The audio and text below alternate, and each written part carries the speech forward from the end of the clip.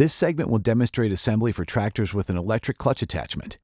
If your tractor has a manual clutch, please refer to the owner's manual. Begin by turning the clutch idler assembly upside down. Then hook the long end of the spring onto the bolt that extends to the upper idler arm. Now, install a 3/8" hex lock nut onto the bolt, leaving enough space for the spring to pivot. Next, turn the unit over. Then, insert tensioning chains through the holes and attach them to the springs on the upper and lower idler arms. Now, install a 3/32" hair cotter pin in the 5th link of the chain attached to the upper idler arm.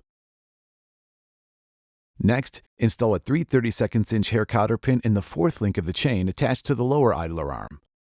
Now attach each front pulley frame bracket to the inside of the clutch idler assembly using two 5/16" by 1" hex bolts, 4 5/16" washers, and 2 5/16" nylock nuts per bracket.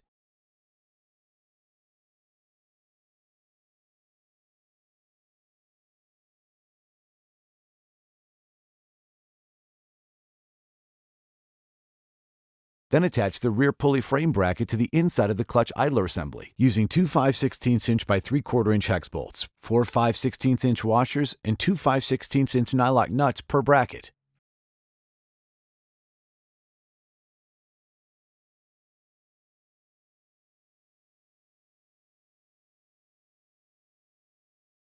There are two different length drive belts included with your snow thrower. Use the shorter 55" drive belt on tractors with 38" and 42" decks.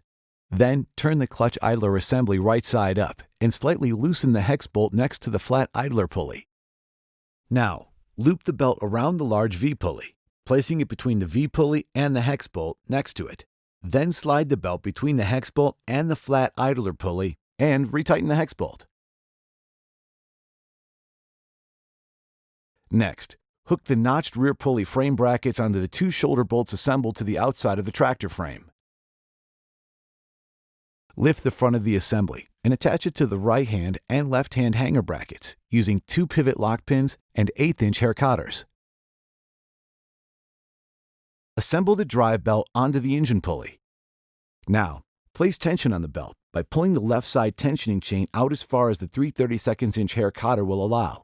Then secure the chain in position by inserting an 1/8" hair cotter through the chain.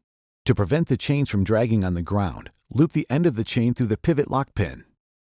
Next, secure the lift handle into the lift bracket on the right side of the snow thrower with two 5/16" by 1 3/4" hex bolts and 5/16" nylock nuts.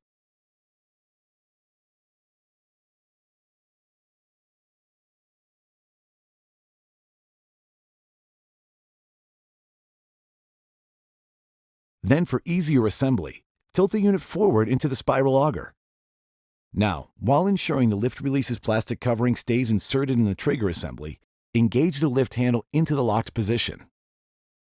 Then, insert the end of the cable into the slot. Now, place the threaded fitting into the slot on the lift bracket with one hex nut above the slot and a hex nut with lock washer below.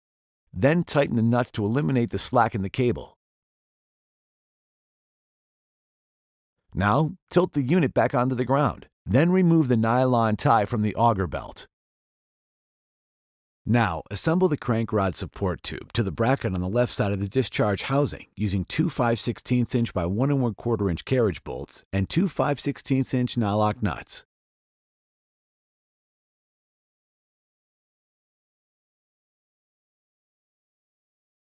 Next, install the plug into the end of the crank rod support tube. Then, attach the chute tilt control assembly to the top side of the crank rod support tube using two 5/16" by 1 3/4" carriage bolts, bowed washers, and 5/16" nylock nuts.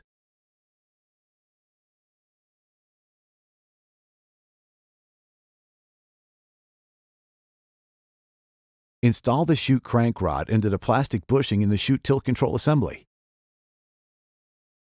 Install the grip onto the chute crank rod. Then, remove the plastic tie from the crank rod assembly brackets.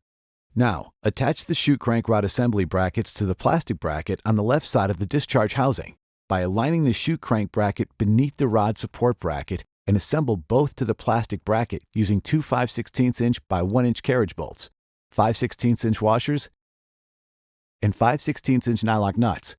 Do not tighten them yet. Next, coat the ring around the discharge chute with general purpose grease. Then, place the discharge chute facing forward onto the ring. Place the anti-rotation bracket on top of the flange, aligning it with the holes on the right-hand side.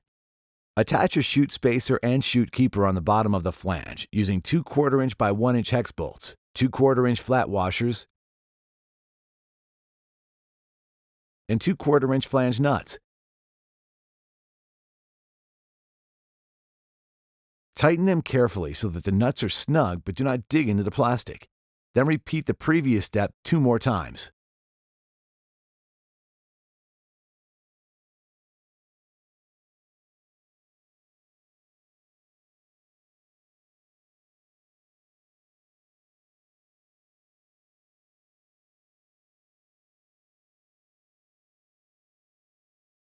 Position the crank rod spiral so that it does not rub on the bottom of the notches in the chute flange. Then secure it in place.